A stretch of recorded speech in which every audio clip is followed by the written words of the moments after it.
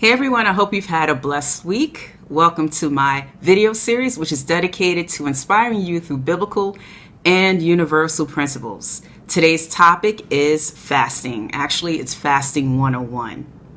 Now, as I stated in my previous video, fasting is nothing new. It's been around for thousands of years, and now all of a sudden, it's this new craze in the health and fitness community. But those of us who are in the faith community, such as Christians, Buddhists, Jews, Hindus, Mormons, we all have practiced fasting, and billions of people do it. So if you're considering fasting, if fasting is new to you, trust me, you'll be fine. You're not going to die. We all survived. I'm alive and well, and many of us, we do it all the time. So fasting has great health benefits, and I'm going to share some of those with you, and it's just a good thing to do. Now, when I think about fasting, I always approach it from a holistic point of view. So it's just not about detoxifying and cleansing the body. For me, it's an opportunity for me to cleanse my spirit. It's an opportunity for me to cleanse my soul and my physical body. So for me, it's like, what's the point of detoxifying your body, clearing out all the bad stuff, and then having your spirit polluted, or your soul polluted, or your mind polluted with negative thoughts and with negative energy and with unforgiveness and with hurt and with pain, and having your soul heavy with worry, the worries of the world and the bills you have to pay and all the stuff that's going on in your life and the stuff that's going on in your job. So fasting is not just a great thing physically. Fasting is a great thing spiritually. That's why I practice it. It's tremendous what can happen to you when you turn down your plate and when you bring God into the fasting realm, when you take him with you, when you stop eating. So when you fast, I would like to encourage you to bring God into the process with you. Don't leave him out. Now, one way that you can include God with your fasting, or to bring more of God in your fasting, is when you fast. See, when we don't realize that when we eat and when we prepare our meals and we go shopping, that takes up a lot of time. And when you're fasting, you're going to be left with more time. So you're not going to be cooking. You're not going to be food shopping. You're not going to be eating, and that stuff, it takes up time. It takes hours sometimes. It takes up time. So you want to replace that time that you would spend during your lunch break, or during dinner, or during your breakfast time, or even going grocery shopping. You want to replace that time with prayer. You want to replace that time with reading your Bible, reading the Word of God. You want to replace that time with meditation. You want to replace that time with this quiet time and just positive thinking. And that will help in cleansing your soul and cleansing your spirit out and getting all that stuff that's been polluting us from the world. And because we filter in a lot of stuff, we don't realize how much we filter in. So when we invite God into the process of fasting, some incredible things will happen. So I want to encourage you to do that. Definitely do that when you start to fast. Now, on a physical level, basically what fasting is not even eating. It's taking a period of time in which you are not eating. Fasting can be anywhere from 24 hours to 30 or 40 days. So it depends on what type of fasting that you can do. So the purpose is really of fasting is, if you're bringing God into the fold, and I hope that you do, is that what it does, it will bring you closer to God. See, anytime we've sacrificed anything for God, God has to move. So it's going to bring you closer to God. Fasting is going to empower you. Not only can it empower you spiritually and in your soul, it will empower you physically. You will become better. And last and certainly not least, it's going to detoxify and clean your physical body. It's going to clean out your body, which will be such a help and blessing to you. So those are the purposes that fasting can serve. So I'm going to explain to you next the different types of fasting. So, like I said, fasting is a period of time in which you do not eat. The types of fasting is a water fast. That's one of the types that you can do, in which you just drink water. I would suggest that you don't fast by not eating or drinking. If you do that, that's not fasting. What that is, that's suicide. So you will kill yourself if you don't eat or drink. We have to drink water, and plenty of water. So one type of fast that you can do is a water only fast. I would kind of caution with that, or maybe caution a little against it, or doing a prolonged water fast. Definitely. Here's my caveat. Definitely, if you're considering any type of fasting, especially if you have a pre-existing condition or a disease, or you've never done it before, do it slowly, and definitely consult your physician or medical professional before you fast. You definitely want to be safe with it, especially if you're taking strong medications or medications you have to take. So be wise and use wisdom, and definitely see your doctor if you have any existing conditions. So I'm going back to the water fast. So the water fast is something that you can do. Like I said, my caution is the last time I tried to do a water fast, I used to could go a long time just on water. And as I gotten older, my body's reacting a little differently. So definitely, if you're fasting, listen to your body. I think I was like 6 days into my water fast, and this is the last time I did one. And what happened, I became hyperglycemic. And basically what that is my blood sugar dropped, and I knew the symptoms right away, and I had to stop my fast. So if I'm going to explain to you the common effects of fasting a little later on, but I knew what was happening with my body wasn't common. So listen to your body. If you're going through some serious changes, which I was, and the symptoms of hypoglycemia is I became dizzy, almost blacked out. I started shaking, I started sweating, my blood sugar had dropped, and at that point I knew I had to get some sugar right away, and I had got some orange juice, and then I had eaten, and I had to break my fast. So if you're having some unusual reactions, I would say immediately break your fast. It's better to be safe than sorry, or safe than sick, and safe than dead. So really be careful and listen to your body. So some people can go 30 days on water, or half a month, or a couple of weeks. Be careful with the water fast. Actually, I would leave that to people who've been doing that for years. If you're new to fasting, I don't think you should start out that way. But definitely be careful on that water fast, and be wise about it. So, you can do it, especially those of us who are seasoned in fasting, but just be careful with it. I'm going to move right along. The next type of fast is a juice fast, which you could, in a juicer, just... Listen, it can't be like Tropicana. Nothing against Tropicana, but you can't have any juice with high fructose corn syrup and all these additives and things in it that's not fresh and from the earth.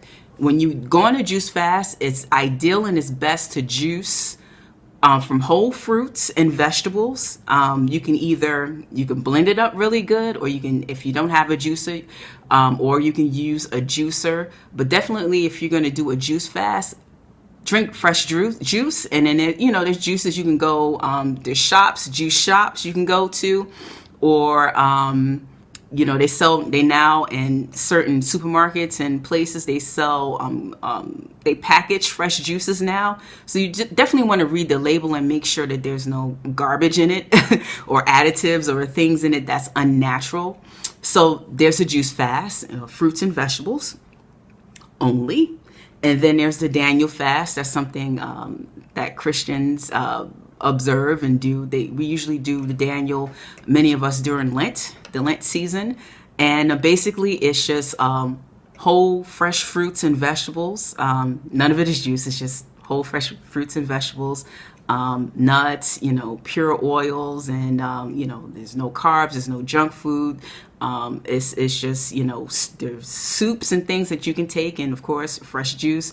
But teas. Some people sometimes they allow coffee, but I guess I don't know. But with the Daniel fast, you probably shouldn't. But that's basically the Daniel fast: fruits, fresh fruits and vegetables and nuts. And also, I want to bring up the next type. Next type is intermittent fasting. Now, it's a lot of people are doing this for health reasons and not necessarily for spiritual reasons. I practice intermittent fasting, and it's basically a period within the day where you're not eating. So basically, you have a window where you are eating, which could be anywhere from 4 to 8 hours, and then there's the rest of the time you're not eating. So I intermittent fast maybe 3 to 4 times a week, sometimes 5. I would caution against that too. You don't want to intermittent fast every single day because you don't want to get your body used to fasting. And what will happen is, your body is used to fasting, and then you go back to eating throughout the day, and you're going to gain weight. And it kind of it's counterproductive. So you don't want to intermittent fast every single day. You want to calorie cycle and switch it up. And that's basically what I do. So I'm an early riser. So my window is basically from 7 a.m. to 3 p.m. in the afternoon. Because I love breakfast and lunch. I could care less about dinner. But if you're the opposite, you're not really a breakfast eater, you can, start your fast, your intermittent fast from 12 to 8 or something like that, and then don't eat until, the next day at 12. Or if you have a function or something you need to do, or a family gathering when there's going to be food, you want to kind of schedule your eating window around that time. That way you don't want to be the odd man or woman out and feel funny. So intermittent fast, so that's another fast. So there's water fast, there's juice fast, there's the Daniel fast, and there's intermittent fasting. So there's some common effects or physical reactions to fasting. Like I told you, I knew right away I was hypoglycemic the last time I did my water fast. But these are common things that's not going to kill you. It's perfectly fine that is common with fasting. I'm just going to list them. Number 1, hunger. You're going to be very, very hungry, of course, because you're not eating. 2, you're going to feel weak. 3, backaches. Backaches are common. I usually get that when I fast, and basically what that is because of the lower intestines, and your body's releasing all these toxins, and a lot of that is being held in your bowels and your lower intestine. And what happens is when the toxins release, is putting pressure on the nerves in your spine and your back, and that's why you may feel some pressure in your back. So if your back starts hurting, that's pretty common. It's not abnormal. It happens to me, so that's another common thing. Backaches, bad breath. Okay, as the toxins come up, it's not gonna smell that great, and some people get body odor because all of that bad stuff that's been accumulating, sometimes months, sometimes years, is coming out of your body when you don't eat. And basically, when we're not eating, we're giving our body a rest, and our body does need a rest from digesting food. Also, you might get a cold. So that's all the bacteria and stuff, being stirred up and moving out. It may cause you to get a cold. That's also happened to me. I have had sore throats and runny noses, and I knew that was the toxins coming out. And for me, it didn't last very long. It maybe 24 hours, and I was fine after that. So a cold virus, that's common. Also headaches. When I was really toxic and when I didn't eat well, I got some serious headaches. So headaches are pretty common. Once again, the pressure from the toxins being released and your muscles tightening up. That's another common thing, your muscle tightness, especially with your larger muscles like your legs. So your legs might start cramping up, or, the larger muscles in your body. All that's common. All that's because of the releasing of toxins. So back to the headaches. So I used to get these huge headaches when I fasted because, especially when when I was toxic, when I ate junk food and fast food all the time, when I didn't eat right. So those of you who are deciding to fast and your diet isn't necessarily clean, I'm going to be honest, you're going to suffer. It's going to be rough. It's going to be really rough, especially that, days 1 to 4, depending on how long you're fasting. But days 1 to 4 is going to be rough. Your body is going to act up. You can get through it. You can get, that's why I say invite God in, because you're going to be calling on Jesus on day 3. Trust me, you will. And move right along. So you get headaches, muscle tightness, nauseous is normal. Skin disturbances. I have broken out in acne many times from fasting. So if you get any skin breakouts, that's pretty normal. And just also finally feeling tired and lethargic, and this is going to happen like during those first few days, or maybe 4 days or whatever. You're just going to start to feel tired and lethargic, and that's pretty normal too. But that will pass. So those are some of the common things that you may experience once you start fasting and once you turn down that plate. I want to talk about breaking your fast. Now, this is, matter of fact, I didn't talk about entering your fast, but I'm going to talk briefly about that.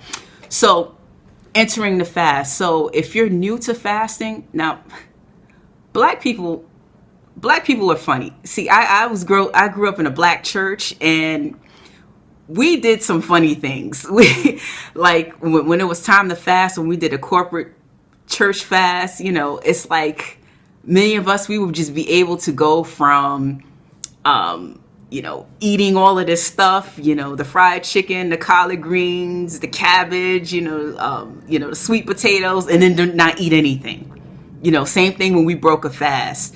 We would go a long period of time without eating and then break a fast with a rib sandwich, or, from the Caribbean with some plantains or some rice and peas. So that's the type of stuff that we would do. I would definitely caution against that. Do not do it. Don't do it. And if you are a believer, and if you are in the faith community and have done that, you're hurting your body. Please don't do that. Please go into your fast the right way, and please end it the right way. And please, break it. How you break your fast is important too. So definitely use some wisdom, because actually in some cases you can do some harm to your body. You can get very sick, and in some cases you can die. Like I've heard of cases of people dying, breaking fast improperly. Well-meaning people in the faith community, Christians. One lady I knew of, she ate some potato salad after a long fast and died. Another person took a laxative. You don't need to take a laxative when you're fasting. They took a laxative, they died.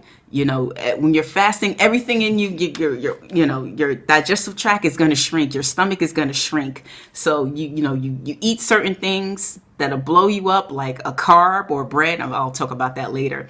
It's going to swell you back up, and it could be harmful. So definitely be careful. Definitely be careful. So you want to slowly go into it. If you're a beginner, you want to just take things away. Like one day, taking carbs out, and then eventually taking, certain things out, maybe you want to remove the coffee. And some coffee drinkers are like, no, don't take my coffee away. But, just slowly start eliminating things until you get to the point where you're just juicing, or it's just water. So go into it slowly. Take up the first few days and just slowly go into your fast. Me, I've been doing it a very long time. When I begin my fast, I could just go cold turkey and just go right into the fast. But if you're new to it, definitely proceed slowly. And when you're breaking your fast, gradually go back into eating normally. Don't just go and eat some fast food or some heavy food or some meat or something like that. The first few days you want to, so let's say, for example, you've been juicing. Whatever you've been juicing should be your first solid food. So you should break your fast actually with some chicken, with some not some chicken broth, some bone broth, or some vegetable broth, or some soup. And then gradually go into your solids. And your first solid food should be fruits and vegetables. not meat. Meat should be like the last thing you incorporate back into your diet if you're a meat eater.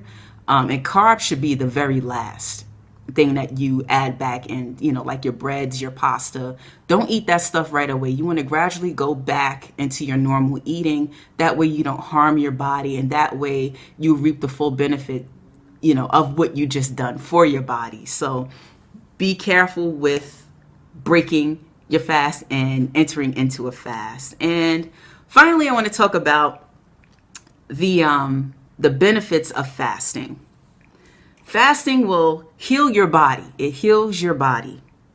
Fasting helps with fat loss. Fasting will boost your metabolism.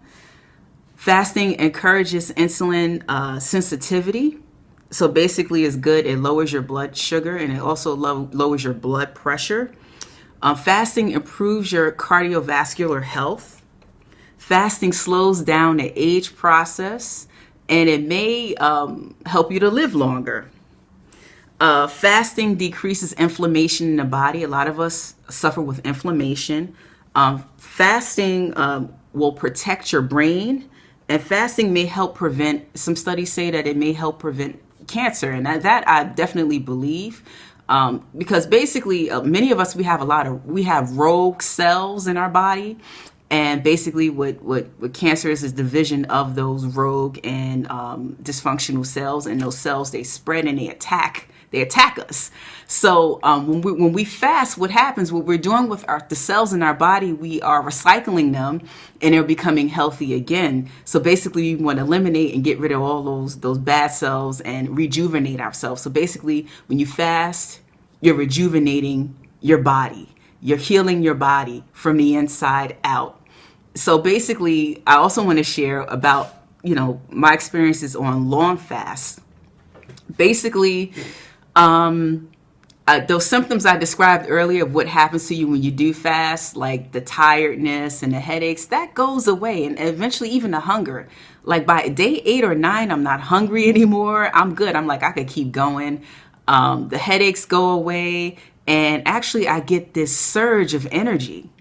And some people may say, well, how do you get a surge of energy when you're fasting? Well, when we're digesting food, that takes up about 65% of our energy right there. So when you're not eating, after a while, that'll kick in and your body kind of go into survival mode, and then you're burning fat, and your body finally gets a chance to burn fat because we're constantly consuming sugar and we're burning through the sugar. So burn through the sugar, burn through the fat, and you begin to feel fantastic. So this is running a little bit long, but that's what I had to share regarding a fast. Also, I think I had a couple of questions. Can you fast can you work out while you're fasting?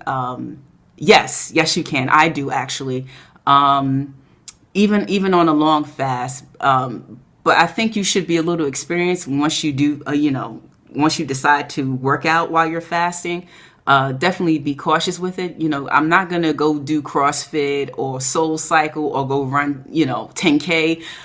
You definitely want to do you could do like a moderate workout, some stretching, even a little bit of strength training, but, be easy about it. I do moderate workouts, and actually helps with, get circulation going and blood flow to my muscles.